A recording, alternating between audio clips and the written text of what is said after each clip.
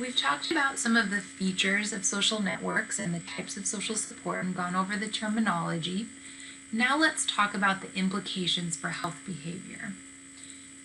The implications of understanding social networks and social support and measuring those, there are many.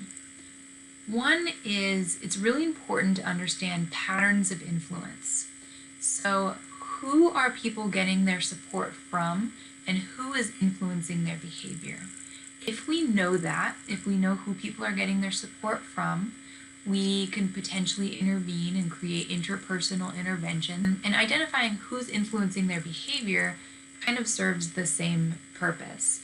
If we can figure out who individuals are mimicking or engaging in behaviors with, then we can, again, try to get those people involved and get those people to change their behaviors too.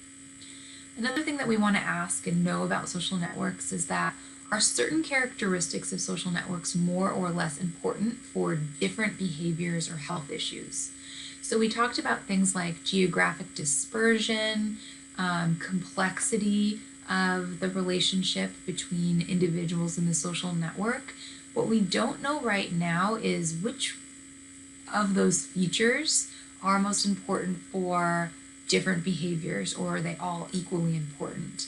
This is an area that we still need to research, and it's something that we want to collect data on when we are working with individuals so that we can understand the full picture of what's influencing their health. Another key issue that comes up when we're talking about social networks is the concept of social contagion. So here's a key quote about this. Not only is it the case that not everything spreads, but it is also the case that not everything spreads by the same mechanism. We know that within social networks, trends and behaviors and even health issues can spread. There's usually a central person who starts this spread. One person gets the flu, everybody gets the flu. One person starts abusing prescription medications, other people are more likely to start abusing prescription medications. It's really important to understand how this spread occurs. This quote exemplifies the fact that not everything spreads equally. And one thing that we'll learn about when we talk about diffusion of innovations is really trying to understand what causes individuals to copy others or to adopt behaviors that are healthy or unhealthy based on what other people are doing. Here's an example of what we get when we do social networks analysis. Each square or circle or shape in this image represents a person. And when you view the slides, in the comment section of the slides, you'll be able to see a greater explanation of what this means. But the different colors of shapes indicate alcohol consumption levels.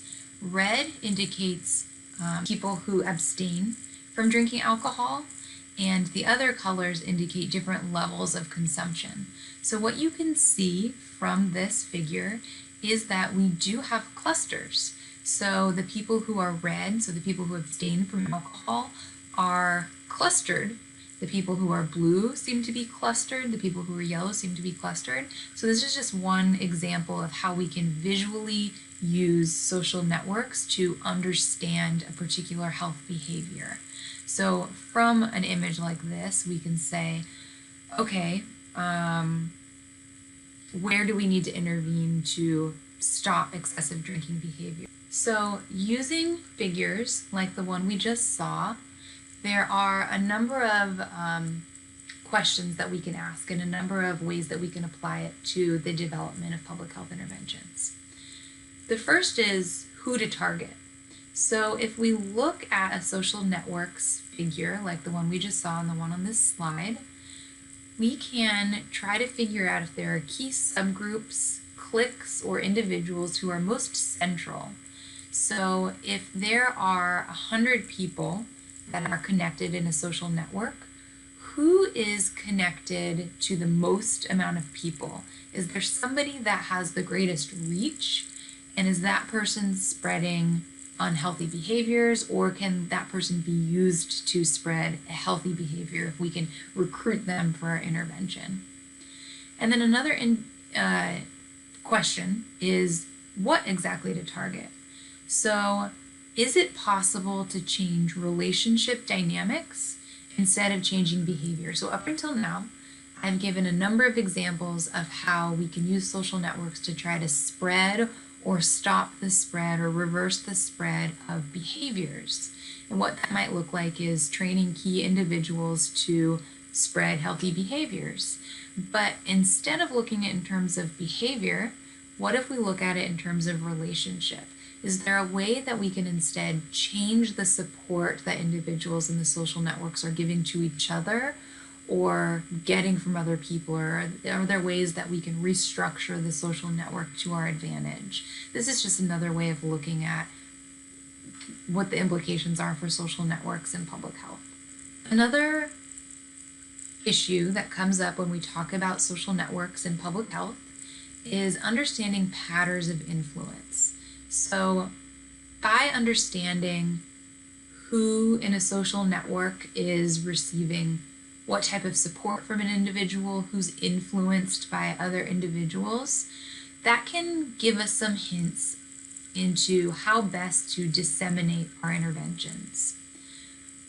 There are a couple of different strategies that do capitalize on social networks and social support. One of them is peer leaders, also called community health workers or promotoras. In these types of interventions, what we do is recruit somebody from the community or from within a population that we're interested in working with, and we train them to be a peer advocate and to talk to other individuals in the community about whatever health behavior, health issue we are trying to intervene on. And we're hoping then that it spreads. Understanding the patterns of influence in social networks also has implications for recruitment and delivery of the interventions. If we know how individuals are clustered within a social network or related to each other, then maybe we can identify key point people to recruit for the intervention that will allow us to touch the maximal number of people in the intervention. So going back to the example of an adolescent social circle, if there's kind of a key popular person or a key leader, if we can recruit them to our cause, we're more likely to then get all of these other people who that key person is, who that key person touched. And then also we can use that person to deliver the intervention and reach the maximal number of people because that person is connected to the greatest number of other people in that social network. Here's just some examples of types of interventions that we can use regarding social networks and social support. So one thing that we can do is enhance existing social networks. An example of this would be couples intervention. An individual can't make a behavior change unless they have the support of the other person. And this is really important in households. If you have a child that needs to make a behavior change, let's say you have an overweight and obese child that needs to go on some sort of dietary restriction, if their siblings or their parents are not also adopting those changes, it's going to be really difficult for that child to make those changes. This is also an important strategy when the subject of interest is sort of stigmatized. So if an individual is struggling with addiction or something that they feel embarrassed by, such as a mental health issue, these are things that people often are afraid to ask for help with. And so it's to their advantage if you engage somebody in their social network in the intervention too, and so that they have somebody that they know they can talk to about the particular health issue. Another time where couples interventions, and I don't mean couples necessarily just in terms of spouses, another time where these interventions are appropriate is when there's maybe a discrepancy between, in a healthcare setting, between the people who need the intervention and the providers available to them. This is when a peer leader or a promotora model really comes in handy. If you can train an individual who shares the same cultural beliefs and values and even language as your primary participant to give them health information, then that can be a really effective strategy. Another type of intervention that we can use here is developing new linkages. So connecting individuals with support that they didn't already have. An example of this would be connecting people to support groups, or in the example of AA, connecting people with sponsors. And this is not only giving them support, but it's expanding their social network.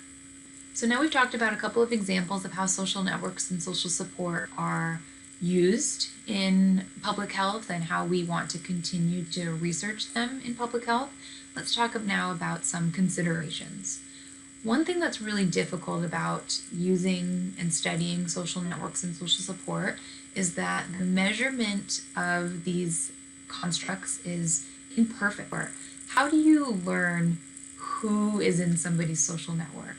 You can ask them for the names of their 20 closest friends and family members, and then you can ask those people for the names of their closest friends and family members, and that's often how this is done, but that can be really time intensive and really difficult to do. Public health interventions, but one thing that's made this a lot easier is social media. If we can analyze people's friend groups on Facebook and see how the different friends are connected, that's a really great tool that we can have to understand people's social networks and the support that they're getting. It's also really difficult to determine exactly what's needed and what's possible in terms of intervening in social support and social networks.